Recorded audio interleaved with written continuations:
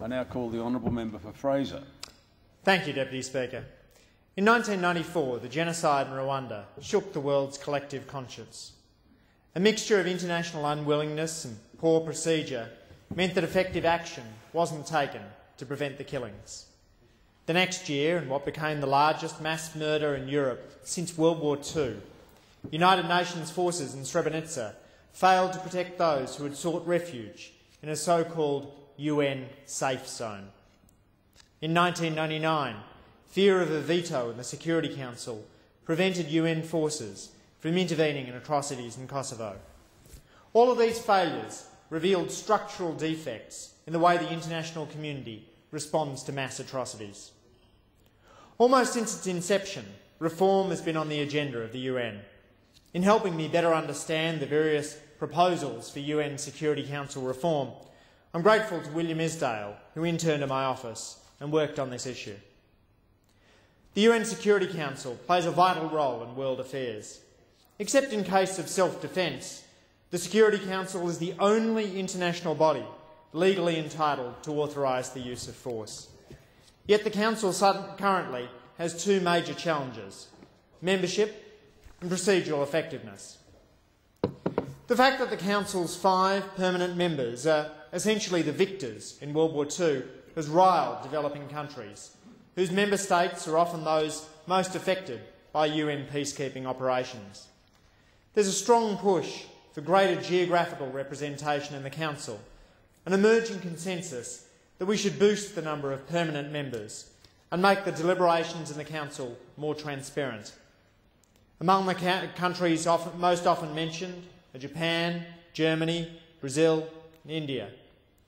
Others suggest that permanent members should include representatives from Africa and from majority Muslim nations.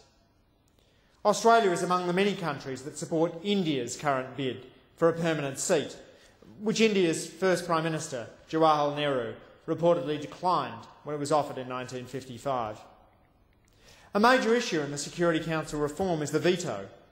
The veto power of the permanent members has always been contentious. Australia opposed its introduction in the Council from the start, and at one stage the conflict on the question threatened to break up the 1945 San Francisco Conference, at which the UN Charter was drafted. The threat of veto has prevented effective intervention in atrocities as recently as Darfur in 2005. Yet a resolution to remove the veto power would almost certainly itself be vetoed. Bodies like the African Union are aggrieved by the potential that their members be offered second-class permanency, but additional vetoes in the Council could make the body even less effective. If we add permanent members, they should participate without a veto.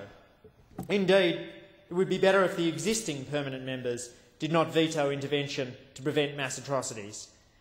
Thanks in part to the tireless efforts of former Australian Foreign Minister Gareth Evans, the Security Council unanimously affirmed its responsibility to protect in 2006 and again in 2009. Where intervention is approved, it should be done swiftly and with minimal casualties. One challenge: the UN currently lacks its own standing army and instead relies on member nations willing to commit forces. At present, a large number of such forces are provided by developing countries who hope that their soldiers be trained up in the process. The UN must ensure that it has the best people for the job. The UN also has a way to go in ensuring the procedures for authorising action on the ground are clear and transparent, as they were not in Srebrenica or Rwanda, and that builds on the infrastructure required for such operations. Progress has been made, such as the creation of a UN Situation Room in 1993, but more could be done to strengthen the UN's capacity to monitor the security situation of countries and predict the likelihood of an outbreak of ethnic violence. In a world of problems without passports, multilateralism is no longer a second option, especially when it comes to issues like genocide and other mass atrocities. Strengthening the ability of the United Nations to deal with such crises is in everyone's interests. Martin Luther King once said, "Over the bleached bones and jumbled residues of numerous civilisations are written the pathetic words, 'Too late.' Let us hope that reform of the UN Security Council can help avert another Rwanda, Srebrenica, Kosovo or Darfur."